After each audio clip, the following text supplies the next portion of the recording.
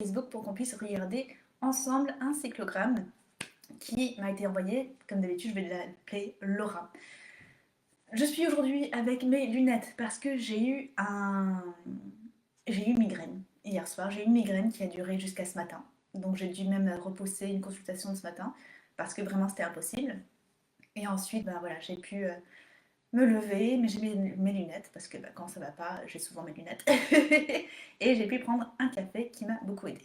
Donc voilà, pour discuter, bien sûr, Instagram c'est possible.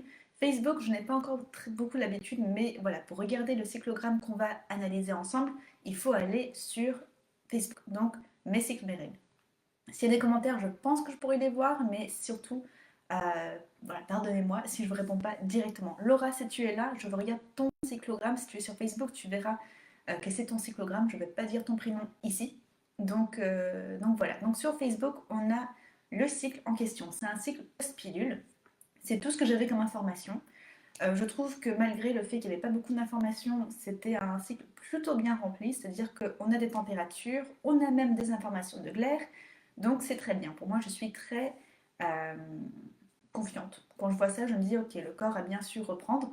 On voit, si vous êtes sur Facebook, vous voyez qu'on a du coup, donc sur Facebook, mes cycles, mes règles, on a donc une phase folliculaire un peu chaotique au début, mais on a bien, à mon avis, un plateau bas, entre guillemets, et un plateau haut. Vous comprendrez, hein, le plateau bas, je mets entre guillemets, parce qu'on a des températures, notamment du coup autour du jour 5, 6, 7, et ensuite voilà, au jour de J13 aussi. Voilà, c'est un peu bizarre, mais à partir de J15, c'est vraiment très stable. Et ensuite, on a une montée, et ensuite à J33, ça rebaisse. Donc en termes de température, il semblerait qu'il y a bien une ovulation. Maintenant, l'idée, bien sûr, en post-pilule, c'est de voir, parce qu'on est aussi, hein, si vous avez remarqué, on a le désir en fait, d'utiliser la symptothermie comme contraception dite naturelle. Donc, si on souhaite en effet éviter une grossesse, il faut avoir des rapports au bon moment. Alors moi, j'ai retranscrit du coup les informations de Laura sur le cyclogramme que j'ai sous les yeux sur Facebook. Et j'ai mis voilà ce que j'avais, c'est-à-dire que j'avais que des informations de glaire visuelle, je n'avais pas d'informations de glaire en termes de ressenti, je n'avais pas non plus les câlins, les rapports, donc je ne sais pas s'il y a eu des prises de risque ou pas. Je pense, j'imagine qu'il y a eu des règles à la fin, mais je ne sais pas. Laura, tu me diras si tu veux, si tu es là. Alors, on n'a aussi pas de notes, etc. Donc moi, la première chose, alors j'ai dit très bien pour la température, très bien pour les informations de glaire. Les sensations, c'est tout aussi valable. Donc si on a des sensations, moi je recommande de les noter. On va noter les sensations parce qu'elles sont tout aussi valables et que des fois on a les sensations avant d'avoir le visuel de glaire. Surtout en post-pilule, j'ai beaucoup de femmes qui me disent, moi je n'ai rien du tout en termes de visuel, je ne vois pas ma glaire, je ne suis pas normale. Si, mais en effet on va plus se concentrer sur la sensation.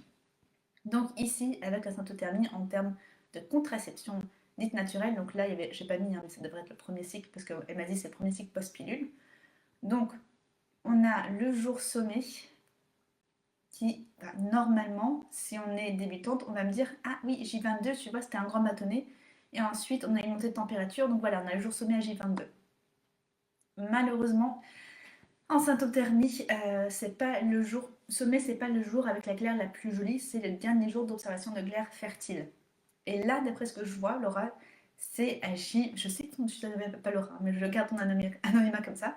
C'est donc à J28. Donc J28, on a de la glaire, en sachant que bah, J29, on ne sait pas. Si ça se trouve, tu t'es senti aussi mouillée, je ne sais pas. Mais on va faire comme si. Donc là, on dit qu'il n'y avait rien du tout, rien de fertile. À J28, il y avait quelque chose de fertile. On cherche une température haute après, bah, ça tombe bien. Le lendemain, on a bien quelque chose qui est plus élevé. On prend les 6 dernières températures basses. Bon, si on veut.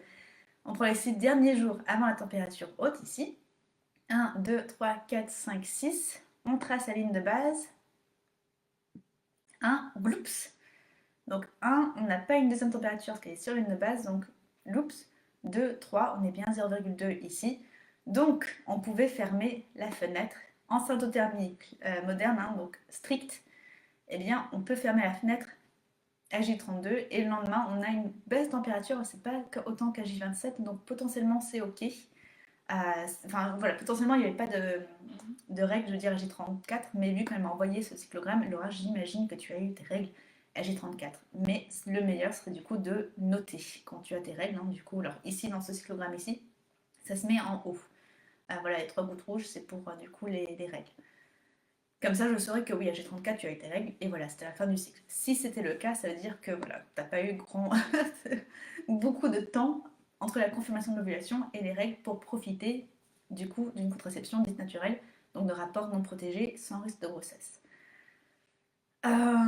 C'est dommage, en sachant que vu que tu es post-pilule et que c'est ton premier cycle, je pense qu'il y a aussi potentiellement, alors ça il faudrait qu'on en discute ensemble Laura, mais je pense que tu as eu une confusion entre de la glaire fertile, des pertes blanches, des glaires dites infertiles, parce qu'en effet potentiellement, hein, le jour sommet était peut-être plutôt à J22, mais je ne sais pas. Là, ce qui est bien, c'est qu'on a quand même pu confirmer, parce que moi je m'attendais à ce que ce qui se passe, c'est que du coup, avec ces températures hautes, hein, parce qu'on est d'accord quand même, il y a un avant et un après, hein, il y a un plateau bas plus ou moins ici, et un plateau haut plus ou moins ici. Donc, regardez sur Facebook, hein, Anaïs, non pas Anaïs, justement, mes règles sur Facebook, pour voir du coup ce cyclogramme, et en effet, on a du coup ce décalage. Donc pour moi, en fait, là, les températures dès J23, ce sont en fait des températures hautes, et donc, on a un décalage entre la montée de température et l'assèchement de la glaire. C'est-à-dire qu'il y a une montée précoce de la température, sauf s'il y a une confusion en termes de glaire. Et du coup, en fait, vu le décalage qui est assez important, on ne peut pas confirmer l'ovulation avec ce cycle. Alors, c'est facile à dire parce que le cycle est terminé. Mais du coup, c'est le jour de cycle. Si moi, on était en train de travailler ensemble, j'attendrai, tu vois. Alors, bon, déjà, je te poserai la question de J23, J24, est-ce que vraiment elle était étirable ou est-ce qu'elle était plutôt pâteuse, enfin voilà, à quoi est-ce qu'elle ressemblait du coup à la glaire que tu aurais pu voir peut-être à J14, et ensuite voilà, voir si on pouvait pas confirmer du coup soit plus tôt, soit en effet comme on l'a fait.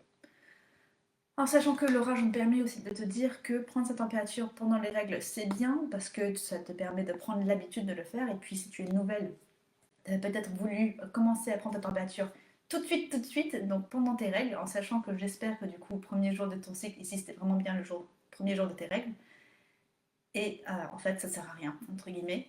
Je le propose à certaines femmes pour qui il y a une suspicion d'endométriose ou autre, mais la plupart du temps ça ne sert pas à grand chose. Alors ce qui est intéressant pour toi, si jamais en effet tu avais tes règles du coup, hein, J1, J2, J3, J4, c'est que ta température est quand même très stable. C'est après coup, je ne sais pas ce qui s'est passé à J6, il n'y a pas de notes, il n'y a pas d'informations. Je ne sais pas s'il s'est passé quelque chose de stressant dans ta vie ou s'il y avait un voyage ou quelque chose. Mais en tout cas, euh, pardon, il y a bien une différence en termes de température. Hein. On voit bien que là, il y a eu des perturbations.